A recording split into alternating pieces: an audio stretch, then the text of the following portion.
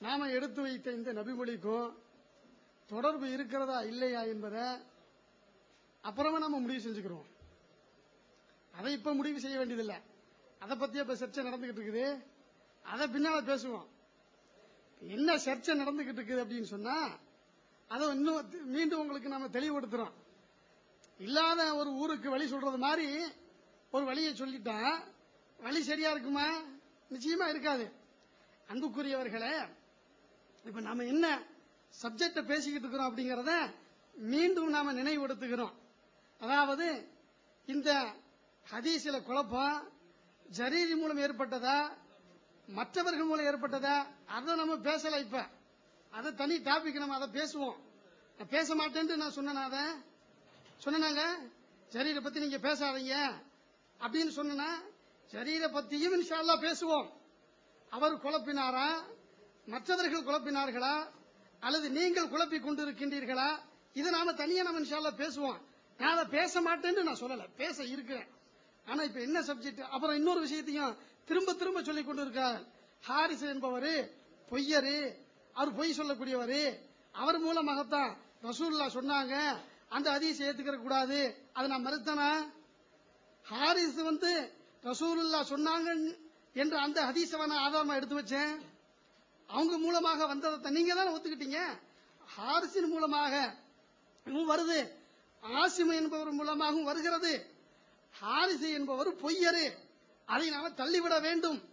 அதை நான் தான் ஒத்துக்கிட்டேன். ஆமா, தள்ளப்பட வேண்டியவர் தான், அதுல மாற்று கருத்து இல்ல என்று நாம தான் தெளிவா சொல்லிட்டேனே. நான் தான் திரும்ப திரும்ப ஹாரிஸ் ரசூலுல்லாஹ் சொன்னாங்க என்று சொல்றாரு, அறிவிக்கிறாரு. அதை ஏன் இங்க திரும்ப திரும்ப பேசுறீங்க? அப்ப மேற்று இல்லையா அவங்ககிட்ட பேசுறதுக்கு? அடுத்து என்ன சொல்லணுங்கிறதுக்கு தெரியலையா? அப்ப ஆசிமை பற்றிய நாங்கள் முடிவு எடுத்தது தவறு என்பதை ஒத்துட்டு போயிருங்க. அடுத்து நம்ம அடுத்த கட்டத்துக்கு வருவோம். ஜரீரை பத்தி பேசுறீங்கல்ல, ஜரீரை பத்தி நம்ம அடுத்து பேசுவோம். அதுக்கு நம்ம இன்ஷா அல்லாஹ் தயாரா இருக்கிறோம். இந்த விஷயத்தை முடிவுக்கு வருவோம். எந்த விஷயம் அப்படின்னு கேட்டா, அதாவது ஆசிமை பற்றிய எழுந்த விமர்சனம் இருக்கிறதே, அதற்கு தெளிவான முடிவுக்கு வருவோம். இதுவே முடிவு இல்லாம இருக்கக்கூடிய நேரத்தில் சொல்றாங்க, முரண்பட்டதாக இருந்தால் இது ஒத்துக்கொண்டால் இதை ஒத்துக்கொள்ள வேண்டும், இதை ஒத்துக்கொண்டால் யாருக்கும் புரிந்ததாக எனக்கு தெரியல. என்ன சொல்ல வருகிறார் அப்படின்னு கேட்டா, ஆசிமை என்பவர் மீது முரண்பட்ட 2 குற்றச்சாட்டுகள் இருக்கிறது. என்னது? ஆசிமை என்பவர் மீது முரண்பட்ட 2 குற்றச்சாட்டுகள் இருக்கிறது. இதில் எதை ஏற்றுக்கொண்டாலும் இந்த ஹதீஸ் அடிபடுன்னு சொல்றாரு. எப்படி அதை சொல்ல வருகிறார் அப்படின்னு கேட்டா, ஆசிமின் மீது ஒரு குற்றச்சாட்டு. என்ன குற்றச்சாட்டு அப்படின்னு கேட்டா, இவரு அதாவது மர்ஃபு அல்லாத ஹதீசுகளை, ரசூலுல்லாஹ் சொல்லாத ஒரு செய்திகளை அலி சொன்னதை ரசூலுல்லாஹ் சொன்னாங்கன்னு சொல்லி விடுவாரு, அந்த பழக்கம் உள்ளவரு. அதனால இந்த குற்றத்துக்கு ஆளாகி இருப்பதனால இதை அலி அவர்கள் தான் சொல்ல வேண்டும், அலி அவர்கள் சொன்னதாகத்தான் எடுத்துக்கொள்ள வேண்டும் என்பது ஒரு குற்றச்சாட்டு. இன்னொரு குற்றச்சாட்டு என்ன அப்படின்னு, இன்னொரு விமர்சனம், குற்றச்சாட்டு இல்ல, இன்னொரு விமர்சனம் என்ன அப்படின்னு கேட்டா, இவர் நல்லவர் தான், இவரை பற்றி அப்படி தப்பான செய்தியை நாம வந்திருக்கக்கூடிய செய்தியை நம்ப கூடாது என்பது விமர்சனம். ஆசிமை பற்றி முரண்பட்ட 2 செய்தி. ஒரு செய்தி என்ன சொல்லுது? நல்லவர் என்று சொல்லுது. இன்னொரு செய்தி என்ன சொல்லுது? அதாவது தவறானவர் என்று சொல்கிறது. இந்த 2ல் ஒன்றை ஏற்றுக்கொண்டால் நம்ம கருத்து உறுதியாகி விடுங்கிறாரு. உறுதியாகாது. அதுல எப்படி உறுதியாகாது?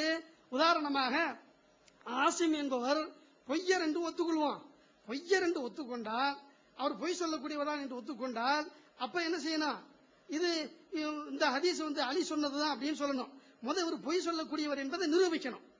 பொய் சொல்லக்கூடியவர் என்பதை நிரூபித்ததற்கு பிறகுதான் இந்த ஹதீஸ் யாரு சொன்னது, அலி அவர்கள் சொன்னது என்று நிரூபணம் ஆகும். சரியா? அப்ப பொய் சொன்னார் என்ற குற்றச்சாட்டை நாம ஏற்றுக்கொள்ளல, இதை நாம மறுக்கிறோம். எதை ஏற்றுக்கொண்டிருக்கிறோம்? இவர் நல்லவர் என்ற செய்தியை நாம ஏற்றுக்கொண்டிருக்கிறோம். நல்லவர் என்று எப்ப நாம நம்பிட்டோமோ, இவர் நல்லவர் தான் என்பதை ஊர்ஜிதப்படுத்தி விட்டோமோ, ஐயத்துக்கு இடமில்லாமல் ரொம்ப தெளிவாக சொல்லிவிட்டோமோ, அப்ப முடிவாகிவிடும் இது ரசூலுல்லாஹ் சொன்னதுதான் முடிவாயிடும். எப்ப முடிவாகாது? அலி சொன்னார்கள் முடிவாகாது. எப்ப முடிவாகும்? இவர் தவறான கருத்தை அறிவிக்கக்கூடியவர் என்று முடிவாகும் பட்சத்தில் மட்டும்தான் அது மௌகூஃப், அலி சொன்னது என்பது முடிவாகும். ஆசிமை பற்றிய விமர்சனத்தை நீங்க தெளிவுபடுத்துங்க. ஆசிமு மர்ஃபை இப்படி சொல்லக்கூடியவர், அப்படி சொல்லக்கூடியவர். இன்னொரு செய்தியை சொன்னாங்க, நான் என்னமோ பயான் செய்யறேன் உங்களுக்கு. பயானா செய்யறேன், காரண காரியத்தோடு எடுத்து விளக்கிட்டு இருக்கேன். பயான் செய்யறதுல வல்லவர் நம்ம எதிர் தரப்பு அணிகிறோம், அதுல ஒண்ணும் மாத்துக்கிறது இல்ல. பயான் செய்யுங்க, அதை நாம மறுக்கல. உங்களுடைய பயானு கேட்கறதுக்கு நல்லா இருக்கு, இனிமையா இருக்கு, அதை நாம மறுக்கல. நமக்கு அந்த அளவுக்குல உங்கள் மாதிரி அளவுக்குலாம் பயான் சொல்றதுக்கு முடியாது. நான் பயானா சொல்லிட்டு இருந்தேன் உங்கள்கிட்ட, பயானா சொன்னேன். என்ன செய்தியை சொல்கிறேன் என்றால், அதாவது அந்த யார் மீது ஆசிம் என்பவர் பொய்ய பாத்திலான செய்திகளை அறிவிக்கக்கூடியவர் என்று சொல்லப்படுகிறதே, இப்படி இந்த விமர்சனத்தை ஒத்துக்கொண்டோம் என்று சொன்னால் ரசூலுல்லாவின் மீது இட்டு கட்டக்கூடியவர், அப்படிப்பட்டவர் அலிய மீது ஏன் இட்ட கட்ட மாட்டார்? அதைத்தான் நம்ம கேட்டோம். எதை நம்ம கேட்கல? மௌகூஃபாக இருக்கக்கூடியத மர்ஃபூஆ அறிவிக்க இருக்கிறாரு, அதனால நரகத்துக்குரியவர், அதை நம்ம சொல்லல. எந்த விமர்சனத்தை நீங்க எடுத்து வச்சீங்க அப்படின்னா, அதாவது ரசூலுல்லாஹ் அறிவிக்காத ஹதீஸை பாத்திலானதை அந்த விமர்சனத்தில் வருது.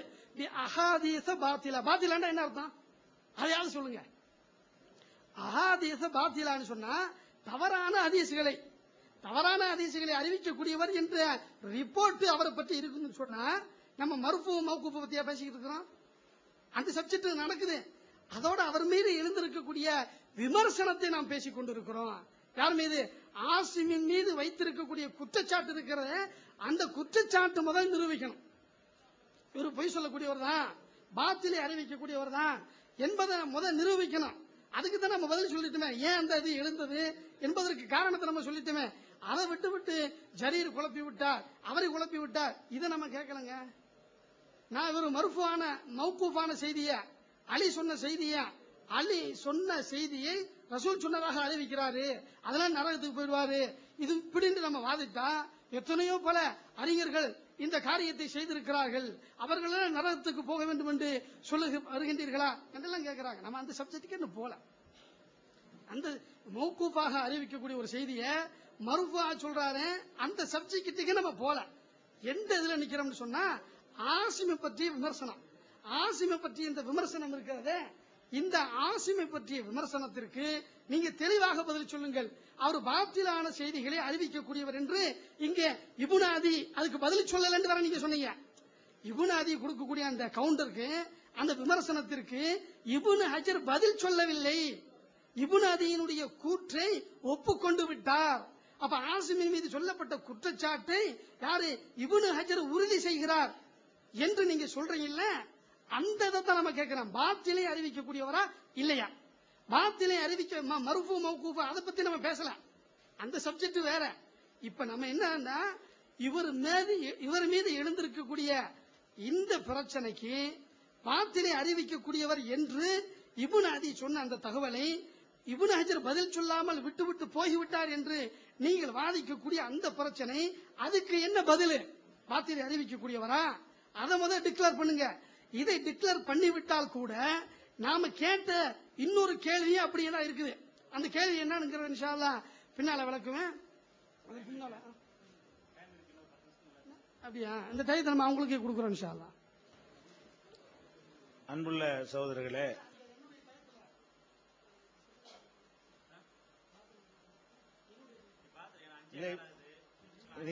பாத்ரூம் போயிட்டு அப்படி ஒரு ஹதீஸை இதுவரை அவர்களால் எடுத்து வைக்க முடியவில்லை. இந்த நேரத்தில் அந்த கருத்தை தராத ஒரு செய்தியை முன்வைத்து, அதுவும் ஏராளமான பலவீனங்களை கொண்ட, ஒரு பலவீனம் ரெண்டு பலவீனம் இல்ல, ஏராளமான ஒன்னா நம்ம சொல்றோம், ஒன்னு முடிச்சுட்டு ஒன்னு வரணுங்கிறார். வரிசையா சொன்னா தான் அது சரியா தெளிவுக்கு வரும். ஒரு ஹதீஸை வைத்து ஒரு சட்டத்தை நிலைநாட்டுவதாக இருந்தா அதுல உள்ள பலவீனத்தை காட்டக்கூடிய விமர்சனங்களுக்கெல்லாம் மறுப்போ பதிலோ வரணும், இல்லைன்னா அதை ஒத்துக்கொள்ளணும். அந்த மாதிரியான விமர்சனங்களுக்குரிய ஒரு ஹதீஸை வைத்து அந்த கருத்தை தரலைங்கிறது தனி விஷயம். அந்த கருத்து சம்பந்தம் இல்லை, அந்த ஹதீஸ் உண்டுன்னு வச்சாலும் அதுக்கும் இதுக்கும் எந்த சம்பந்தமும் கிடையாது. கொடுத்த பொருளுக்கு திருப்பி வருஷம் கொடுங்கன்னு அந்த ஹதீஸுக்கு அர்த்தம் இல்லை. அதை வைத்து என்ன செய்யறாங்கன்னா ஒரு ஆர்குமெண்ட் பண்ணி கொண்டு இருக்கிறார்கள். அந்த ஹதீஸ்ல இந்த ஆசிம் என்பவர் அறிவிக்கிறார் என்று நம்ம சொன்னோம். இந்த ஆசிமை பற்றி ஒருத்தர் அந்த ஜவுசஜானிங்கிறவர் விமர்சனம் பண்ணது, அது ஒரு பக்க சார்பு அப்படின்னு இப்னு ஹஜர் சொல்லிட்டாரு. அவர் வேணும்னு சும்மா அர்த்தம் இல்லாம குறை சொல்றாருங்கிறாரு. ஆனா இப்னு ஹஜர் இப்படி சொல்வதற்கு ஒரு பக்க சார்புன்னு எப்ப சொல்லுவாங்க தெரியுமா? அதுக்கு ஒரு நியாயம் இருக்கணும். அவர் ஷியாவா இருந்து, இவர் சன்னியா இருந்து, அல்லது இவர் ஹாரிஜியா இருந்து, அவர் மூத்தசிலாவா இருந்தா அந்த மாதிரி ஒரு கருத்துள்ள ஹதீஸ மறுப்பாங்க வேணும்னு. ஒரு பக்க சார்புண்டு. இதுல ஒரு பக்க சார்பு இந்த ஜவுதஜானிங்கிறது ஒரு பக்க சார்புள்ள உள்ள ஒரு அறிஞர். அவருக்கு ஆசிமுக்கு மத்தியில உள்ள கொள்கை வேறுபாடு என்ன, என்னத்துக்காக வேண்டி இவருக்கு எதிராக ஒரு பக்க சார்புக்கு ஏதாவது காரணம் இருக்கணும்ல. தசுப்புங்கிற வார்த்தை அது ஒரு பக்க சார்பு கூட அதுக்கு சரியான ஒரு சொல்லு இல்லைங்க. இன வெறியுமாங்கல்ல, அதுதான் தசுப்புமாங்க. ஒரு பக்கத்து வெறி, ஒரு பக்கத்தின் மீது கொண்ட அன்பு இருக்கு பாருங்க, வெறி. அந்த தசுப்பு அடிப்படையில் சொன்னார் என்று அவர் சொல்றாரு. அது என்ன கிரவுண்ட், அதுக்கு என்ன ஆதாரம், அது எப்படி தசுப்பும் பாரு அப்படின்னு கேட்டதுக்கு பதில் இல்ல. சரி அதை விட்டுருங்க. அவர் தான் அப்படி பண்ணிட்டாரு. ஜவுசஜானிக்கும் அவருக்கும் பஞ்சாயத்து இருக்கு போல இருக்கு அப்படின்னு வைத்துக் கொண்டார்.